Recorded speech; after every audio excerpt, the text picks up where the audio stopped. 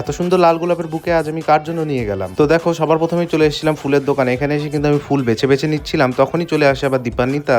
ও কিন্তু এসেছিল বুকে নিতে, তখনই দেখা হয়ে গেল ওর সাথে। আর ইয়েলো ফুলগুলো কিন্তু আমি বেছে দিচ্ছিলাম তনুজার জন্য। দীপান্বিতা কিন্তু ওর জন্য সাদা ফুল নিয়েছিল, তনুজার জন্য হলুদ ফুল নেওয়া হয়েছিল, আর আমার জন্য লাল গোলাপ নেওয়া হয়েছিল।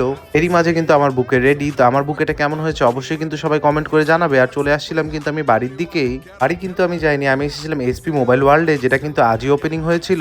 এসকে কিন্তু আজ আমাকে ছেড়ে বেরিয়ে গেল এখান থেকে। এখানে এসেই দেখি কিন্তু সব ক্রিয়েটাররা চলেই এসেছে। আজ কিন্তু অনেকদিন পর তনুজার সাথে দেখা হলো। তনুজাকে তোমরা কে কে চেনো অবশ্যই কিন্তু কমেন্ট করে জানাবে। আজ কিন্তু আমাকে ইনভাইট করেছিল প্রিয়াঙ্কা আর সোনুদা। শপের ভেতরে ঢুকতেই কিন্তু দেখতে পাচ্ছ কতটা ভিড় ছিল এখানে। এরই মাঝে কিন্তু আমরা সবাই মিলে একটু ছবি ভিডিও তুলে নিচ্ছিলাম। শপের ভেতরে যেহেতু একটু ভিড় ছিল, তাই কিন্তু আমি বাইরে চলে এসেছিলাম। শুরুর দিকে কিন্তু প্রচুর ভিড় ছিল বাইরে, আস্তে আস্তে কিন্তু সেই ভিড়টা কমে যাচ্ছিল। সেই ফাঁকেই কিন্তু আমরা আবার সবাই মিলে ঢুকে পড়লাম শপের ভেতরে।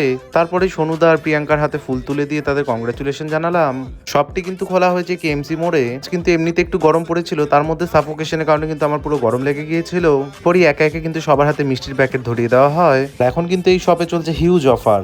আর কেনাকাটি করলেই কিন্তু পেয়ে যাবে একটি করে কুপন। এই কুপনের মাধ্যমে তোমরাও পেয়ে যাবে একটি অ্যান্ড্রয়েড ফোন, সেকেন্ডে রয়েছে কিন্তু একটি কিপ্যাড মোবাইল, থার্ডে কিন্তু রয়েছে একটি করে হেডফোন। তো দেখো, মিষ্টির প্যাকেট নিয়ে বেরিয়ে গেলাম বাইরে, দেখা হয়ে গেল গৌরবের সাথে। এরই মাঝে কিন্তু দীপ আর এসকে নিতে চলে এসেছিল আমাকে। তো আজকের মতো বাই।